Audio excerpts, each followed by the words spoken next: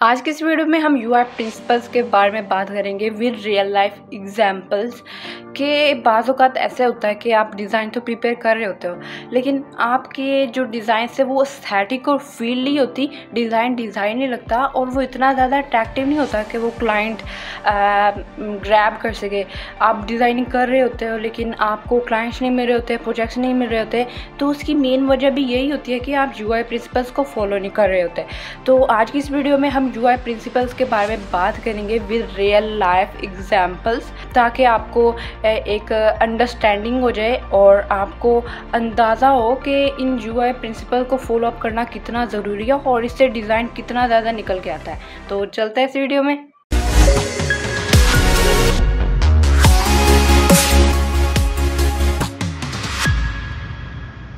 तो ये टोटल 12 ऐसे यूआई प्रिंसिपल्स हैं जिनको फॉलो किए बगैर आपका डिज़ाइन वो फील और एस्थेटिक नहीं देगा, जो कि एक यूआई डिज़ाइनर के लिए बहुत ज़्यादा जानना ज़रूरी है। तो आज की इस वीडियो में हम टोटल फर्स्ट 4 प्रिंसिपल्स के बारे में बात करेंगे, जो कि है contrast, repetition, alignments and proximity. उससे नेक्स्ट वाली वीडियो में मैं आपको बैलेंस, स्पेस, प्रोपोर्शन और हायरार्की का यूज़ बताऊंगी कि आप अपने डिज़ाइन में किस तरह से इन वेपन्स को यूज़ कर सकते हैं और इसको किस तरह से यूज़ करके आप अपने डिज़ाइन को और भी ज़्यादा अट्रैक्टिव बना सकते हैं। और थर्ड वीडियो में हम बात करेंगे पैटर्न्स, यूनिटी, मूवमेंट और वैरायटी के बारे में, ठीक है।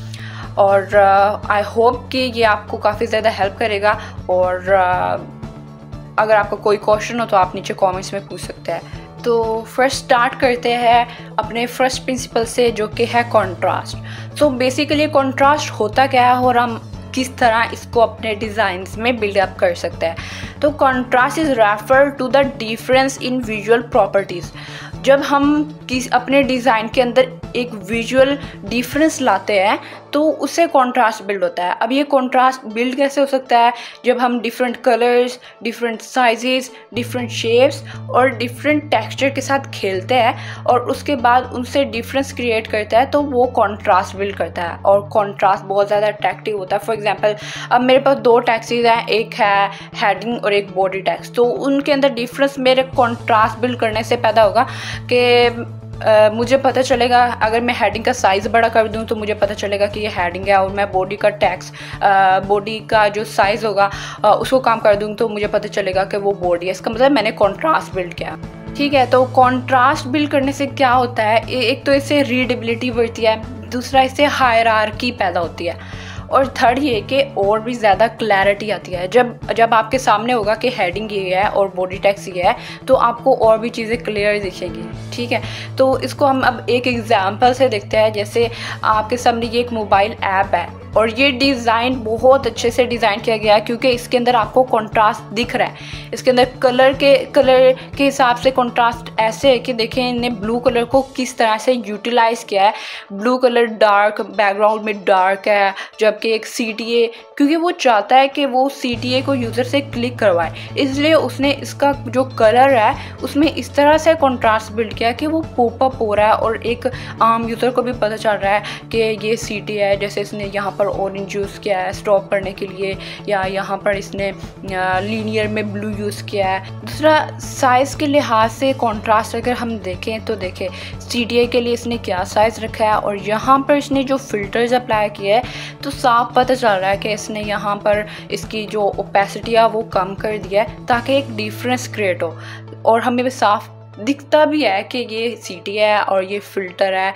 इस तरह से उसने एक कंट्रास्ट बिल्ड किया हुआ है। उसके बाद उसने शेप्स ऐसे यूज़ की हुई है कि एक डिफरेंट ही लुक आ रही है। उसके बाद अगर हम टेक्सचर की बात करें तो उसने किस तरह से एक सॉलिड टेक्सचर यूज़ किया हुआ है, और बैकग्राउंड में उसने जिस तरह से इमेज यूज़ की हुई है, लाइक सेम कलर्स और डिफरेंट साइजेस और शेप्स के साथ खेल के उसने एक अलग ही लुक क्रिएट की हुई है। इसी तरह अगर हम एक और एग्जांपल देखें तो डेफिनेटली ये एक वेब पेज है और यहाँ पर देखें कि उसने किस तरह से कलर के हिसाब से कंट्रास्ट बिल्ड किया हुआ है। तो उसने CTA का कलर डार्क रखा हुआ है ताकि यूज़र सबसे पहले CTA को देखे कि हाँ ये CTA है, बटन है, इसको क्लिक करने से मैं आगे जाऊँगा। इसलिए उसने कलर के लिहाज से ऐसे कंट्रास्ट क्रिएट किया हुआ है। अगर साइज़ के लिहाज से देखें तो उसने रजिस्टर का जो साइज़ है वो बड़ा रखा हुआ है, जबकि जो फील्ड के अंदर का साइज़ है वो कम रखा हुआ है। इसी तरह यहाँ पर हेडिंग का साइज़ बड़ा रखा हुआ है, बॉडी का साइज़ कम रखा हुआ है। इस तरह उसने कॉन्ट्रास्ट बिल्ड किया हुआ है। उसने ये एक डिफरेंस क्रिएट करके बताया हुआ है कि ये चीज़ ये है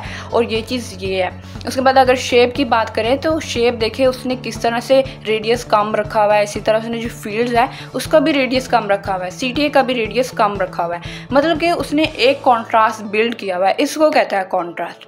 और जब आपका कॉन्ट्रास्ट सिस्टम में नहीं होगा तो जो आपका डिज़ाइन है वो ऐसे बिखरा बिखरा सा फील होगा। इसलिए contrast is very important and it's one of the first rule of UI design. ठीक है, उसके बाद हम नेक्स्ट प्रिंसिपल के बारे में बात करते हैं जो कि है रेपिटेशन।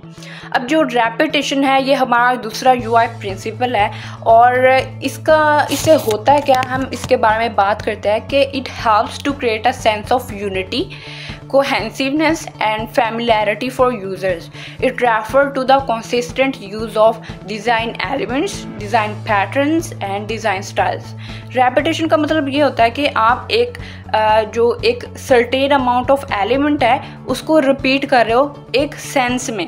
जब एक चीज़ एक sense में repeat होती है तो वो एक फील पैदा करती है, एक स्टाइल पैदा करती है। अगर हम अपने डिज़ाइन में डिफरेंट तरह से एक एलिमेंट को रिपीट करेंगे ना तो वो हमारा डिज़ाइन बिखरा बिखरा फील होगा। लेकिन अगर हम एक ही एलिमेंट को एक ही सेंस में रिपीट करेंगे तो हमारा डिज़ाइन बहुत ज़्यादा अट्रैक्टिव लगेगा। ये हमारा सेकंड प्रिंसिपल है जो कि बहुत इंपॉर्टेंट है। देखते हैं इसकी एग्जाम्पल में। तो यहाँ पर एक वेब डिज़ाइन है और देखें कि यहाँ पर किस तरह से डिज़ाइनर ने इसके डिज़ाइन एलिमेंट्स को रिपीट किया हुआ है। अब इसने अपने पूरे डिज़ाइन में ये एक स्क्वायर साइज़ का जो एलिमेंट है इसको यूज़ किया हुआ है। इसने यहाँ पर इसको हेडर में यूज़ किया है, उसके बाद अबाउट में यूज़ किया है, उसके बाद जो आने वाले दूसरे सेक्शंस हैं सब में ही इसने इसको रिपीट किया है। एक कॉमन सेंस में इसने इसको रिपीट किया जिसकी वजह से एक बहुत ही प्यारी लुक निकल के आ रही है। उसके बाद इसने जो पैटर्न यूज़ किया है, पैटर्न इसने ये यूज़ किया है कि इसने इन जो रेक्टेंगल्स हैं इनके अंदर इसने डॉट्स का यूज़ इस्तेमाल किया है। डॉट्स एक ऐसा पैटर्न है जो इसने यहाँ पर भी यूज़ किया है, यहाँ पर भी, यहाँ पर भी। हाँ, अगर ये इन पैटर्न्स का ज़्यादा एक्सीड इस्तेमाल करेगा ना तो डिज़ाइन बहुत ज़्यादा उसमें से क्लैरिटी जो होगी वो ख़त्म हो जाएगी। तो हमने हर चीज़ को नॉर्मल एक सतह पर लेकर चलना है। ठीक है, तो रेपिटेशन का इस्तेमाल बहुत ज़्यादा ज़रूरी होता है। काफ़ी जगह पर डिज़ाइनर्स इसको यूज़ करते हैं। तो एक और एग्जांपल देखते हैं रेपिटेशन की कि ये एक कंप्लीट सिस्टम है। उन्होंने ये हेडर बनाया हुआ है, उसके बाद उन्होंने ये अबाउट वाला सेक्शन बनाया हुआ है। ये उसने कुछ एलिमेंट्स में प्रिपेयर करके डिज़ाइनर ने डिज़ाइन किया हुआ है। बेसिकली ये डिज़ाइन मैंने ड्रिबल से लिया है, रैंडम उठाए हैं आपको एक्सप्लेन करने के लिए, ताकि आपको अंदाज़ा हो कि रियल लाइफ में ये सारे प्रिंसिपल्स किस तरह से यूज़ होते हैं। ठीक है, तो इसके अंदर उसने स्टाइल कैसे यूज़ किया हुआ है, उसने कलर्स वगैरह कैसे यूज़ किए हैं और आप देख सकते हैं कि इसमें उसने पैटर्न क्या इस्तेमाल किया है। उसने कुछ एलिमेंट्स उसका यहाँ से रेडियस इंक्रीज़ कर दिया है और उसके बाद उसने इस तरह के एलिमेंट्स को ओवरऑल सिस्टम में यूटिलाइज़ किया है, जिसकी वजह से इसका जो डिज़ाइन है वो बहुत ज़्यादा डिफरेंट फील हो रहा है। ठीक है, तो एक और एग्जांपल देखिए। इसके अंदर इसने इस वेब साइट में किस तरह से एलिमेंट्स को यूटिलाइज़ किया है। उसने इसके अंदर लाइक कलर्स कैसे इस्तेमाल किया है, उसने पैटर्न्स कैसे यूज़ किया है। लाइक एक कोहेंसिवनेस आ रही है, एक यूनिटी फील हो रही है कि ये एक एलिमेंट है और इसके अंदर इसने रेपिटेशन की है। एलिमेंट्स की रेपिटेशन से उसने डिज़ाइन को क्रिएट किया है। ठीक है, और उसके बाद हम थर्ड प्रिंसिपल के बारे में बात कर रहे थे जो कि है अलाइनमेंट्स। ठीक है, alignment refers to the arrangement of elements to create an organised layout to guides users eye. अब हमने अलाइनमेंट के अंदर यूज़र की आई को स्कैन करना होता है। जैसे कि यूएक्स रिसर्चर ने कहा था कि यूज़र जो ह्यूमन आई है वो राइट टू लेफ्ट स्कैन कर दिया। तो अब हमने यूज़र की आई को स्कैन करवाना होता है कि जो चीज़ सबसे पहले इंपॉर्टेंट है हमने उसको बोल्ड करना है, जो उससे कम इंपॉर्टेंट है हमने उसको कम बोल्ड करना है, इस तरह से। और ये अलाइनमेंट जो होती है ये टेक्स्ट, इमेजेस, बटन्स और कंपोनेंट्स के यूज़ से आती है। तो अभी हम इसकी कुछ रियल लाइफ एग्जांपल्स देखते हैं कि अलाइनमेंट को यूज़ करते हुए हम किस तरह से यूज़र की आई को स्कैन कर सकते हैं। फॉर एग्ज़ाम्पल ये एक सब्सक्रिप्शन प्लान है जो कि यूज़र ने एक डैशबोर्ड में डिज़ाइन किया। तो देखिए यहाँ पर कि जब आप फर्स्ट टाइम इस डिज़ाइन को देखेंगे तो सबसे पहले आपकी आई जो है वो इस सेक्शन पे पड़ेगी जो कि वाइट एरिया में है, क्योंकि यूज़र चाहता है कि क्योंकि डिज़ाइनर चाहता है कि सबसे पहले जो हमारा क्लाइंट है वो हमारे सबसे जो प्रीमियम प्लान है उसको देखे और उसके बाद उसको अपग्रेड करे, ठीक है। इसलिए उसने क्या किया, उसने यहाँ पर कलर्स का यूज़ किया है एक अलाइनमेंट क्रिएट करने के लिए, और उसने उसके बाद यहाँ पर अलाइनमेंट क्रिएट करने के बाद उसने एक बटन का यूज़ किया है, उसने कलर्स का यूज़ किया, उसने टेक्स्ट का यूज़ किया है जो कि इसके प्रीमियम प्लान को शो अप कर रहा है। यानी कि यूज़र की आई स्कैन हुई है तो डायरेक्ट इसी प्लान पे हुई है जहाँ पर वो करवाना चाहते हैं।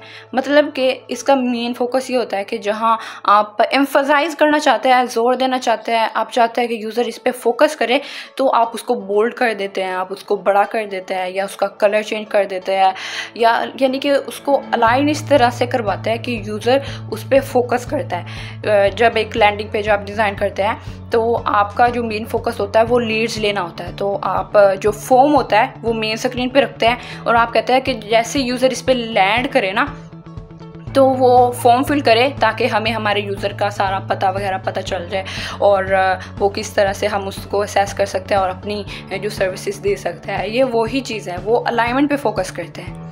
तो एग्जाम्पल को हम यहाँ पर देखते हैं कि यहाँ पर यूज़र ने अलाइनमेंट को किस तरह से यूटिलाइज़ किया हुआ है। यहाँ पर भी वही बात है कि यूज़र टेक्स्ट यूज़ करेगा, इमेजेस यूज़ करेगा, बटन्स यूज़ करेगा, ठीक है, अलाइनमेंट पे फोकस करने की। तो इस वेब एग्जाम्पल में हम देखते हैं कि अलाइनमेंट उसने कैसे यूज़ किया है। सबसे पहले उसका मेन फोकस है कि यूज़र आके हमारी जो मेन हेडिंग है साइट की उसको पढ़े, उसके बाद वो यहाँ पर आके हमारी वीडियो देखे, उसके बाद यहाँ पर सीटी है उसको क्लिक करे, ठीक है। तो उसका ये मेन फोकस था जो कि उसने टॉप पे रखा है।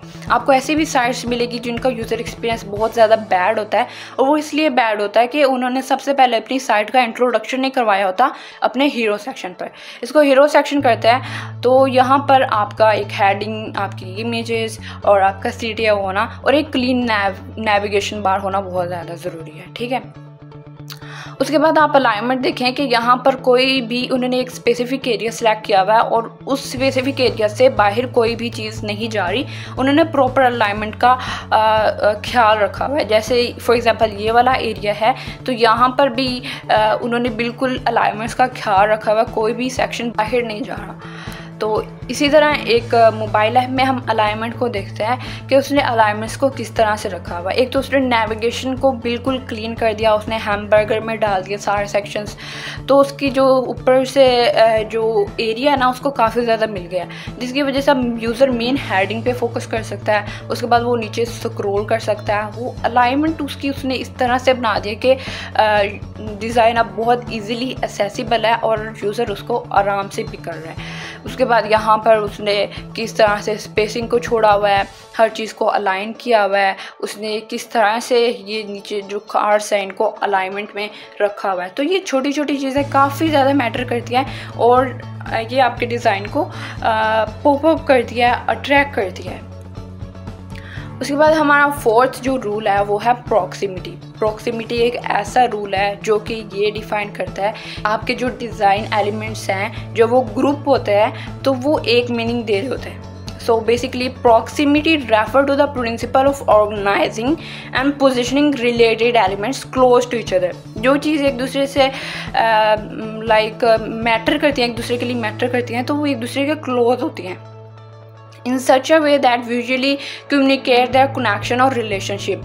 और जब elements group हो जाते हैं उनका एक common purpose होता है और इसके अलावा वो यूज़र की अंडरस्टैंडिंग को इन्हेंस कर रहे होते हैं। और इसके अलावा सबसे बेहतर इसका एडवांटेज ये है कि it improve overall user experience. तो अब हम देखते हैं इस एग्जांपल से इसमें उसने प्रॉक्सिमिटी कैसे यूज़ किया है, कैसे यूटिलाइज़ किया है, ठीक है। तो इस एग्जांपल पे यूज़र ने प्रॉक्सिमिटी का इस्तेमाल ऐसे किया। फॉर एग्जांपल इस एरिया में उसने एक सर्टेन एलिमेंट्स को ग्रुप किया हुआ है और उसने ये बताया कि ये जो एरिया है ये एक चीज़ है। सेकंड चीज़ इसने यहाँ पर स्पेसिंग यूज़ की हुई है। और फॉर एग्जांपल जैसे यहाँ पर है एक्सप्लोर ग्रेट प्लेसेस, तो जो प्लेसेस हैं उसने क्या किया है, उसने उनको ग्रुप किया है एक ही जगह पर रख कर। उसने ये चीज़ बताई है, वो ये कहना चाह रहा है कि ये जो सारे मैंने यहाँ पर कार्ड्स बनाए हैं इसका मतलब है कि ये प्लेसेस हैं, ठीक है। उसके बाद नीचे यहाँ पर इस सेक्शन में देखें कि यूज़र टेस्टिमोनियल्स यानी कि यूज़र्स के रिव्यूज़ उसने बताए हैं। तो उसने यहाँ पर उनको रख कर उनको ग्रुप किया हुआ है। उनके अंदर स्पेसिंग कम है जबकि इन दोनों एरियाज़ में स्पेसिंग ज़्यादा है। स्पेसिंग का इस्तेमाल करते हुए उसने डिफरेंट ग्रुप्स क्रिएट किया है और इसी को कहते हैं कि प्रॉक्सिमिटी। जो चीज़ें एक दूसरे से ज़्यादा बिलोंग कर रही होती है उनको एक दूसरे के करीब रखते हैं, जो चीज़ें डिफरेंट होती है उनको एक दूसरे से दूर रखते हैं। जैसे ये अबाउट अस का सेशन है और नीचे ये एक पाथ बताया गया है, तो इन दोनों को एक दूसरे से दूर रखा गया है यही बताने के लिए कि ये दोनों चीज़ें एक दूसरे से बिलोंग नहीं करती और जो चीज़ें बिलोंग करती है वो उन्होंने एक तरतीब में एक ग्रुपिंग की सूरत में रखा हुआ है, ठीक है।